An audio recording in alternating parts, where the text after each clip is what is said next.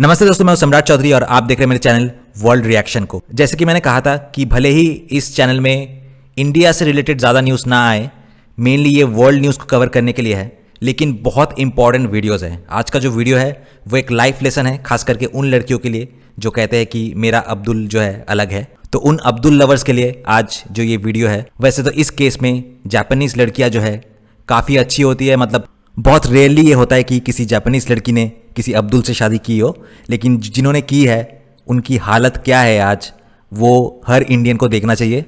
ये लोग लड़कियों को धोखा देके तो फंसाते ही है, अपने बेटी को भी नहीं बख्श दिया, अपने बेटी से भी चीटिंग की। मैं तो ये सोच रहा हूँ कि उस जापानीज़ लड़की के दिमाग में ऐसा क्या भूत चढ़ा था, माथे का कौन सा स्क्रू ढीला हुआ था जो इन्होंने एक बांग्लादेशी आदमी से शादी करने की सोची। और सबसे बुरी बात यह है कि उसका जो खामियाजा है उनके इस क्यूट इनोसेंट बेटी को भुगतना पड़ रहा है। तो सबसे पहले मैं ये वीडियो आपको इंग्लिश में दिखाता हूँ, फिर इंग्लिश के बाद थोड़ा जिनको इंग्लिश उतना भी अच्छे से समझ नहीं आता वो हिंदी डब में भी देख सकते हैं। छोटा सा ये वीडियो है, तो शुरू में आप इंग्लिश में ये वीडियो देख लीजिए, उसके बाद मैं हिंदी डबिंग वर्जन आपको दिखाता हूँ और उसके बाद कमेंट सेक्शन में जाएंगे और देखेंगे कि बांग्लादेशी खुद अपने देश के बारे में क्या बोल रहे हैं। Jasmine, they want to know from you, what is your intention now? Would you like to stay in Bangladesh or Japan? What your father earlier told you regarding coming back to Dhaka? Just face them and tell them loudly. I want to go back to Japan. I was told by my dad that we will be going to America, but he took me here instead. And back then I really believed that, but not anymore. It seems more unlikely every day that he was telling the truth. And also you went to American school in Japan. I also used to go to an American school in Japan, and I really liked it there, but he took me from that school as well, and now all my friends are there, but we can't talk to them anymore. Jasmine, they want to know. Jasmine, वे तुमसे ये जानना चाहते हैं कि अब तुम्हारा इरादा क्या है। क्या तुम बांग्लादेश में रहना चाहती हो या जापान में? तुम्हारे पिताजी ने तुमसे ढाका वापस आने को लेकर पहले क्या कहा था? बस सामने खड़ी हो जाओ और साफ साफ ऊंची आवाज में बता दो। मैं जापान वापस जाना चाहती हूँ। मेरे पिताजी ने मुझसे कहा था कि हम अमेरिका जाएंगे, लेकिन वे मुझे यहाँ ले आए। उस समय मैंने उन पर विश्वास किया था, लेकिन अब नहीं। हर दिन ऐसा लगने लगा है कि वे सच नहीं बोल रहे थे। It seems more unlikely every day that he was telling the truth. और साथ ही अमेरिकन स्कूल ऑफ जापान के बारे में भी बताओ। मैं जापान में एक अमेरिकन स्कूल में भी पढ़ती थी और मुझे वहाँ पढ़ना बहुत पसंद था, लेकिन उन्होंने मुझे उस स्कूल से हटा दिया और अब मेरे सारे दोस्त वहीं हैं, पर मैं उनसे बात नहीं कर सकती। All my friends are there, but we can't talk to them anymore.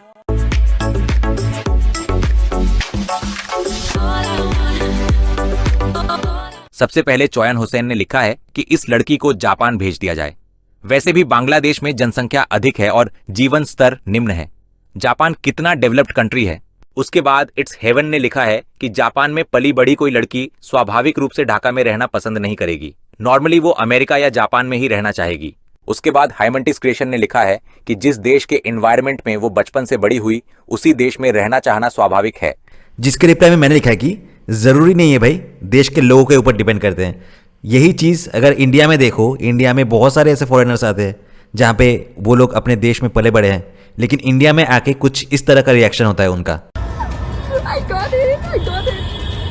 Now I'm Indian, almost.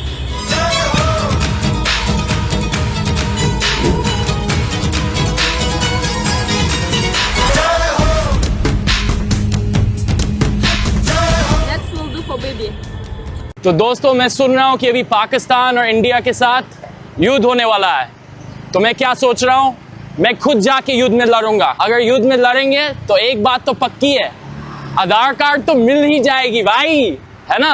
और वहीं पे तुम्हारे देश में आके क्या रिएक्शन है वो तुम खुद सोच लो, क्योंकि तुम लोग बेईमान नस्ल से बिलोंग करते हो, इसलिए उसका ऐसा हाल है, इसलिए वो इतना दुखी लग रही है। जाने को तो जा सकता है कोई, चलो समझ में आता है कि वो जापान में लौटना चाहती है, but she is literally sad और उस इनोसेंट सोल की आंखों से जो है दर्द झलक रही है। उसके बाद हसन जाफरुल ने लिखा है कि लड़की ने सच कहा है, वह न तो अमेरिका और न ही बांग्लादेश बल्कि जापान को ही चुनना चाहती है।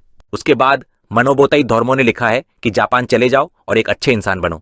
जापान जैसी नैतिक शिक्षा तुम्हें बांग्लादेश में कभी नहीं मिलेगी।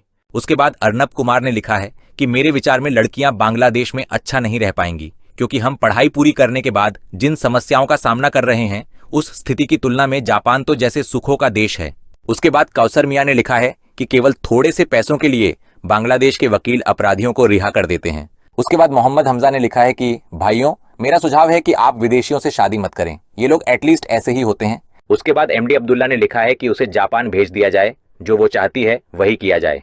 उसके बाद एमडी मसूम बिल्ला ने लिखा है कि जापान में इतनी मॉडर्न लाइफस्टाइल छोड़कर बांग्लादेश में रहना चाहना स्वाभाविक नहीं है। उसके बाद जयीश ने लिखा है कि जब मैं देखता हूं कि पिता बांग्लादेशी हैं तो मुझे ये समझ में आता है कि धोखाधड़ी बांग्लादेशी ही करेगा, जापानी नहीं। अपने देशवासियों पर मुझे इतना भरोसा है। उसके बाद डॉक्टर गोलाम ने लिखा है कि बेटियों के चुनाव को इनकरेज किया जाना चाहिए। उसके बाद कचा बादाम ने लिखा है कि मैं एक बांग्लादेशी के रूप में जानता हूं कि हम कैसे लोग हैं, तो मुझे पहले से ही शक था कि अमेरिका ले जाने का लालच दिखाकर ऐसा किया जाएगा। चूंकि जापान के मुकाबले अमेरिका का माहौल बेहतर है, इसलिए बाकी लोगों की तरह लड़कियों ने भी अपने पिता की बातों पर विश्वास किया।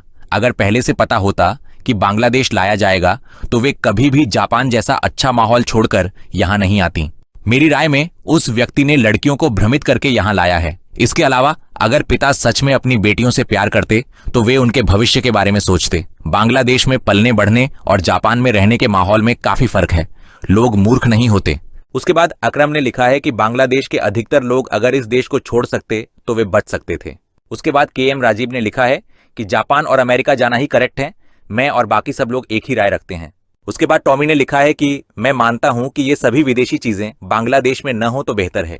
जरा इनका कमेंट देखो, जरा ऐसी फिरंगी चीज हमें बांग्लादेश में नहीं चाहिए।